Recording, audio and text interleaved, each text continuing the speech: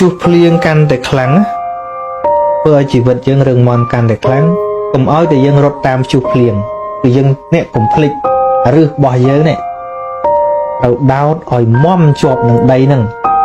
chút từ nay nằng lương bỏ chút bắn cùng đọ luôn dân trên bị đầy cùng đọ luôn dân cùng đọ rư dân trên bị đây trâu tập nhâm đây ở chọp nhâm đây ở chọp không đây thật chặt cứ lời chất là bỏ dân nó ở rừng mòm trâu tập chặt cứ lời chất ở rừng mòm rương sờ lanh rương sọp rương ban rương bong rương nân tia rương sờ sao rương sọp rương sờ lanh mình control không chỉ vẫn nó chỉ chụp được không chỉ vật dân và phần tái nút chỉ càng nghe bỏ chụp men càng nghe bỏ dân này càng nghe bỏ dân từ trâu tới chặt cứ luôn anh ở rừng móm rồi miên lầm lưng lời chặt nó ở rừng móm chặt bỏ dân được phàn đây miên sạch tệ nó được chìa rước chặt được không đây nó ở rừng móm ca lực thực chất luôn ấy chỉ việc sầm ra chỉ việc sầm anh sẽ đạp tơ về sầm anh phần tay màu pi mình toàn ở chất nâng trong này dây pi rương mình nước miền Pà Nhà Hà từ trên này tu bây dân phơi ca đầm bay nè đợt tây tu bây chỉ dân luôn nè đợt tây dạng nào cả đói trong miền Tây vì lề riêng bị khuôn ái động lực khuôn ái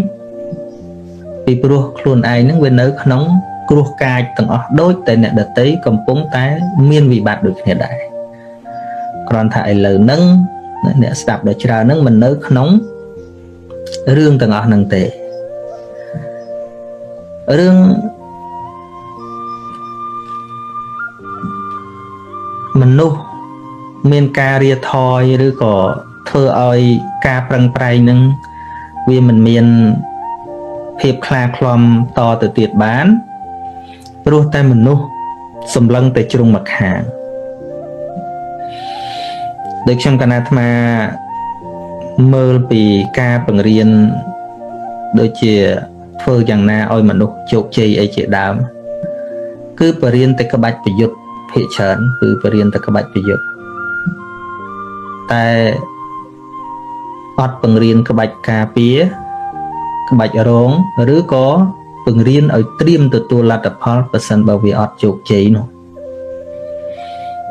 ណាគឺអញត្រូវតែខ្លាំងអញត្រូវតែអាហ្នឹងវាជាការចាប់ដើមគឺត្រូវអញ្ចឹងបើយើងខ្សោយទៅធ្វើអញ្ចឹងបានប៉ុន្តែមិនសូវបង្រៀនឲ្យទទួលលទ្ធផលដែលផ្ទុយពីការគិតបាននៅឃើញដល់ពាក្យសម្ដីរបស់សិទ្ធិជេកម៉ាអានឹងគាត់និយាយត្រូវមកចំណុចហ្នឹងមិនត្រូវទាំងអស់ស្ដាប់ទៅវាមានកន្លែងយ៉ាប់ដែរ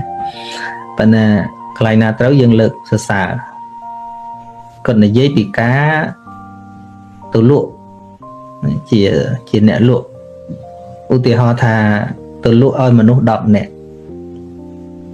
គឺត្រូវប្រាប់ខ្លួនឯងថាចុះបើទៅលក់ឲ្យអតិថិជន10នាក់គេអត់ទិញទាំង10នាក់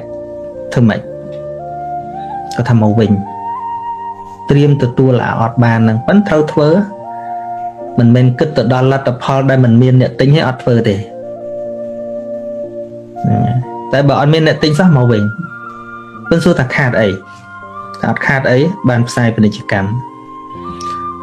គេបានលឺពីមុខទំនិញរបស់យើងគេបានលឺពីការលក់របស់យើងឃើញទេនោះឯងជាការផ្សាយពាណិជ្ជកម្មដែលយើងមិនចាំបាច់ជួលអ្នកផ្សាយផងយើងទៅធ្វើខ្លួនឯងបាត់ហើយបើយើងជួលអ្នកផ្សាយអាចអស់ច្រើនយើងបានទៅធ្វើការងារហើយគ្រាន់តែមិនតាន់មានអ្នកទិញប៉ុន្តែបានមានអ្នកលឺពីយើងហើយយើងលក់ production អីមួយហ្នឹងហើយអញ្ចឹងបើទោះជាអត់មានអ្នកទិញសោះក៏មកវិញព្រោះរបស់នៅដដែលហើយវាបានបត់ពិសោធន៍ការងារហ្នឹងហើយប៉ុន្តែភាគច្រើនវាមិនអត់ទាំងអស់ទេ10ជាងការអាចបានមួយដែរនឹងលើសពីការគិតទុកអញ្ចឹងវាងាយទទួលជីវិតដូចគ្នាដែរខ្សែជីវិតមានឡើងមានចុះជាធម្មតាហ្នឹងពុទ្ធបង្រៀនឲ្យត្រៀមឲ្យខ្លាំងត្រៀមឲ្យណាស់ទើបវាមិនបាក់មិនស្រុត ពេលជួបព្រះអង្គឲ្យគិតពីរឿងបែកពេលកើតព្រះអង្គឲ្យគិតពីរឿងស្លាប់ពេលមានព្រះអង្គឲ្យគិតពីរឿងក្រពេលបានព្រះអង្គឲ្យគិតពីរឿងបងវាជាគូគ្នាដូច្នេះបើយើងបានគិតត្រៀមទុកជាមុនជារឿយនៅពេលដែលអ្វីដែលវាមកដល់នោះយើងបានដឹងរួចជាស្រេចថារឿងដែលគិតទុកឥឡូវវាមកដល់ដូចយើងមើលរឿងអញ្ចឹងខ្សែជីវិតរបស់យើងដូចយើងមើលរឿងអញ្ចឹង